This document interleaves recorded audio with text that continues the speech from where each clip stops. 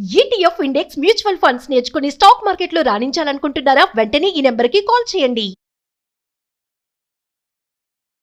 Hello నమస్తే, welcome to Suman TV. ప్రస్తుతం మనతో పాటు motivational speaker and personality development coach Ram మెట్టు గారు ఉన్నారు. వీరితో ఈరోజు కొన్ని విషయాల గురించి మనం డిస్కస్ చేద్దాం.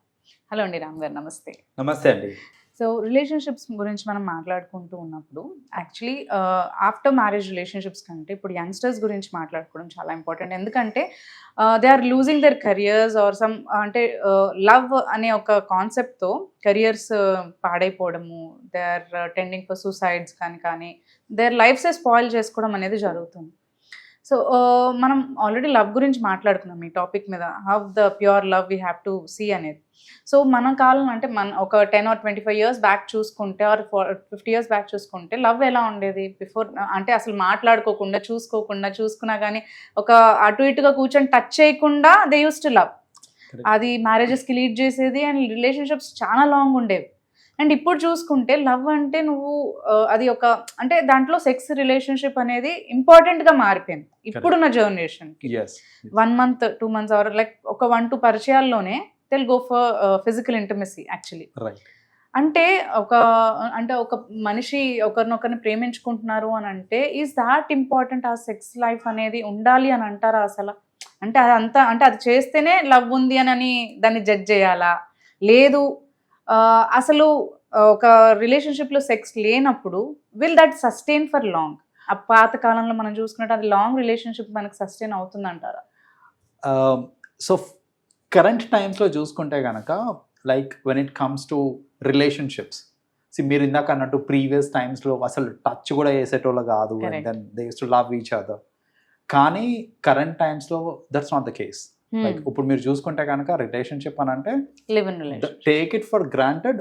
నేను ఒక పర్సన్ తోటి రిలేషన్లో ఉన్నాను అని అంటే మన చుట్టుపక్కల వాళ్ళు they will take it for granted that అచ్చా, విచ్ మీన్స్ వీళ్ళిద్దరి మధ్యలో సెక్షువల్ రిలేషన్షిప్ కూడా ఉంది, వాళ్ళకి ఆల్రెడీ సెక్స్ అయిపోయింది అని వాళ్ళు అలా they take it for granted. ఎందుకని అలా అని అంటే firstly it is because of the access. అంటే ఇప్పుడు కరెంట్ టైమ్స్లో చూసుకుంటే కొన్ని థింగ్స్ ఏంటంటే నార్మలైజ్ అయిపోయినాయి.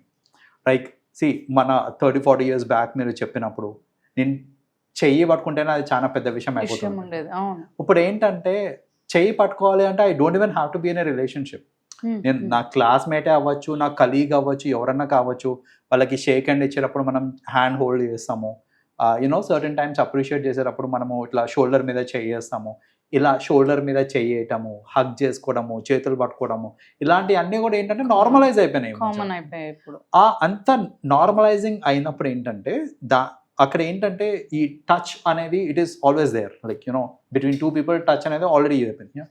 సో ఇప్పుడు ఏంటంటే యాజ్ అ రిలేషన్షిప్లో ఉన్నప్పుడు, అంటే ఒక రిలేషన్షిప్లో ఉన్నప్పుడు what special are you doing అని అంటే the only thing that is left out is sex, right? అంటే ఇప్పుడు మిగతా వాళ్ళ మీద ఉంటుంది, రిలేషన్షిప్ అనే పాటికి ఇది ఒకటే చేంజ్ అవుతుంది. This is the only thing which is changing.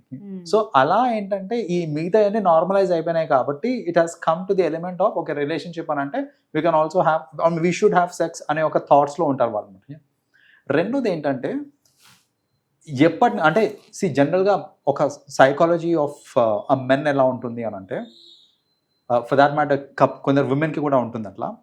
ఏంటంటే నేను ఒక పర్సన్ తోటి సెక్స్ చేయడానికి ఒప్పించాను అని అంటే it's an achievement for me, right? అంటే నేను జనరల్గా ఈ టీనేజర్స్ మాట్లాడే లాంగ్వేజ్లో చూసుకుంటే నేను ఇంతమందిని పటాయించిన నేను, సో అంటే they take pride in it, right? So అదేదో గ్రేట్ అనే దీంట్లో చూసుకుంటున్నారు తప్ప నిజంగా రిలేషన్షిప్స్లో ఇప్పుడు ఏంటంటే 2 people they are coming together, they are being in a relationship. మన ఇంతకు ముందు రిలేషన్షిప్లో ఏంటంటే marriage was the agenda. So ఇప్పుడు నేను రిలేషన్లో ఉన్నానంటే నేను పెళ్లి చేసుకుంటా కాబట్టి. ఇప్పుడు కరెంట్ టైమ్స్లో ఏంటంటే రిలేషన్షిప్లోకి ఎందుకు ఉన్నాం అంటే నేను సింగిల్ కాబట్టి, అంటే ఇప్పుడు నేను కరెంట్లీ సింగిల్ ఉన్నాను కాబట్టి I want to get into relationship తప్ప my agenda is not marriage. My agenda is నాకు కరెంట్లీ ఒక కంపానియన్ కావాలి, రైట్? ఆ ఎజెండాస్ మారటం వల్ల కూడా ఇప్పుడు నాకు కంపానియన్ కావాలి అనుకున్నప్పుడు నాకు అన్ని విధాలుగా కావాలి companion, right?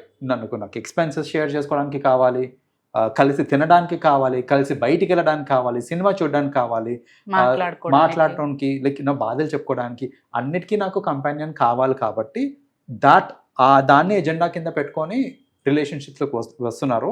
And that is the reason why ఏంటంటే ఈ సెక్స్ అనేది it's a part of it, దానిలాగా వెళ్ళిపోతుంది అనమాట.